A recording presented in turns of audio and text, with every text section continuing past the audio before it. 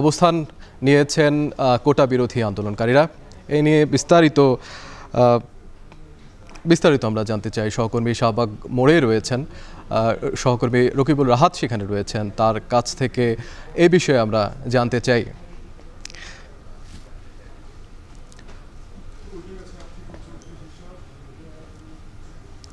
রকিবুল রাহাত, জানতে চাই, অনেকক্ষণ ধরে আন্দোলনকারীরা বিক্ষোভ করছে, সেখানে অবস্থান কর্মসূচি পালন করছে। আপনার মাধ্যমে জানতে চাই যে এই মুহূর্তে তাদের দাবি দাওয়াগুলো কি কি রয়েছে, তারা কি বলছেন এবং কতক্ষণ তারা এই আন্দোলন বা অবস্থান কর্মসূচি চালিয়ে যাবেন শাহবাগে।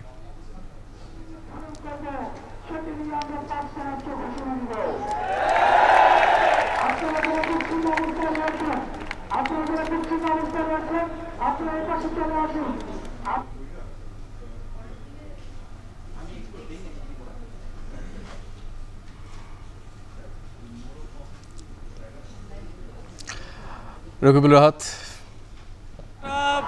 সংস্কারের দাবিতে এখানে যারা আন্দোলন করছে তারা কিন্তু বলছে যে যতক্ষণ না পর্যন্ত তাদের দাবি আদায় হবে ততক্ষণ পর্যন্ত তারা রাজপথে থাকবে। এবং আজকে আমরা দেখছিলাম যে দুপুর 12টার দিকে ঢাকা বিশ্ববিদ্যালয়ের গ্রন্থাগারের সামনে শিক্ষার্থীরা জড়ো হচ্ছিল এবং সেখান থেকে কিন্তু তারা ঢাকা বিশ্ববিদ্যালয়ের এলাকাগুলো ঘুরে এই শাহবাগের সড়কে এসে অবস্থান নিচ্ছে এবং সড়কে অবস্থান নেওয়ার পর তারা বক্তৃতা রাখছেন, স্লোগান দিচ্ছেন, গান গাচ্ছেন, অর্থাৎ যারা আন্দোলনকারী রয়েছেন তাদেরকে উদ্বুদ্ধ করার চেষ্টা করছেন এবং তাদের যে দাবিটি রয়েছে সেই দাবির পক্ষে কিন্তু তারা নানান ধরনের কথা বলছেন। এবং এর মধ্যে আমরা দেখেছিলাম বৃষ্টি হয়েছে, রোদ উঠছে, সেই ঝড় বৃষ্টি উপেক্ষা করেও কিন্তু এখানে আন্দোলনকারী যারা রয়েছে তারা তাদের আন্দোলন চালিয়ে যাচ্ছে এবং আন্দোলন তারা দাবি আদায় না হওয়া পর্যন্ত চালিয়ে যাবেন বলেই আমাদেরকে জানাচ্ছেন। এর আগে কিন্তু তারা গতকালকেও এই শাহবাগ মোড়ে একটি অবস্থান কর্মসূচির করেছিলেন এবং সেই অবস্থান কর্মসূচি থেকে তারা বলছিল যে আপিল বিভাগের যে রায়টি আজকে হওয়ার কথা ছিল সেই রায় যদি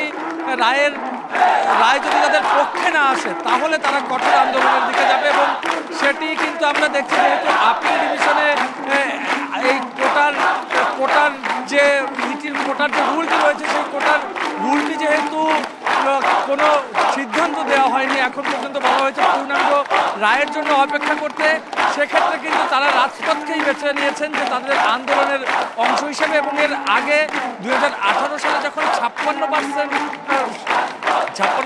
কোটা ছিল সেটি নিয়ে কিন্তু তারা একটি আন্দোলন করেছিল। সেই আন্দোলনের পরিপ্রেক্ষিতে কিন্তু আমরা দেখেছিলাম যে 2000 আগস্টে একটি পরিপত্র জারি হয় যেখানে এই সকল কোটা বাতিলের কথা বলা হয়। এবং তারপরে আমরা দেখছিলাম যে 2021 সালে মুক্তিযোদ্ধার সন্তানরা তারা হাইকোর্টে একটি রিট জারি করে এবং সেই রিটের পরিপ্রেক্ষিতে কিন্তু মাসখানেক আগে হাইকোর্ট একটি আদেশ দেয়, যে আদেশে বলা হয় যে মুক্তিযোদ্ধার যে 30% কোটা রয়েছে সেই 30% কোটা বহাল থাকবে। এবং তারপর থেকেই কিন্তু আমরা দেখছিলাম যে শিক্ষার্থীরা তারা আবারও ফুঁসে উঠছেন। ঢাকা এবং ঢাকার বাইরের শিক্ষার্থী যারা রয়েছে সেই ঢাকা এবং ঢাকার বাইরের শিক্ষার্থীরা তাদের ক্যাম্পাসের সামনে তারা অবস্থান কর্মসূচি নেয়। তারা নানা ধরনের আন্দোলনের মাধ্যমে কিন্তু এই কোটা যে প্রত্যাহারের যে বিষয়টি সেই দাবি বারবার তুলে আনছিলেন এবং সেই দাবির পরিপ্রেক্ষিতে কিন্তু আমরা দেখছি যে আজকে শাহবাগে তারা অবস্থান নিয়েছে। এবং শাহবাগে অবস্থান নেওয়ার পরে আমরা দেখছিলাম যে এই যে শাহবাগের যে চারদিকের যে সড়কগুলো রয়েছে সেই সড়কের যান চলাচল বন্ধ হয়ে যায়। এবং ইতিমধ্যে আমরা দেখছি যে এই শাহবাগের সড়কটির আশপাশে যে সড়কগুলো রয়েছে সেই সড়কগুলোতে কিন্তু বাইপাস করে দেওয়া হয়েছে, অর্থাৎ এই সড়কটি যেন কেউ ব্যবহার না করে সেই বিষয়টি কিন্তু তারা বলছেন। এবং ইতিমধ্যে আমরা জেনেছি যে কিছুক্ষণের মধ্যে এখানে যারা আন্দোলনরত শিক্ষার্থীরা রয়েছেন তারা পরবর্তী কর্মসূচি ঘোষণা করবেন যে সামনের দিনগুলোতে তারা দাবি আদায়ের জন্য কি কি পদক্ষেপ নেবে। এই ছিল শাহবাগ থেকে আমার কাছে সবশেষ। বিপ্লব। জি, রকিবুল রাহাত, কোটা প্রথা বাতিলের দাবিতে রাজধানীর শাহবাগে অবস্থান নিয়েছেন কোটা বিরোধীরা এবং বেশ কিছু দাবি দাওয়া তারা তুলে ধরেছেন এবং সেই দুপুর থেকে তারা শাহবাগে অবস্থান নিয়েছে। সহকর্মী রকিবুল রাহাতের কাছ থেকে বিস্তারিত জানছিলাম এতক্ষণ।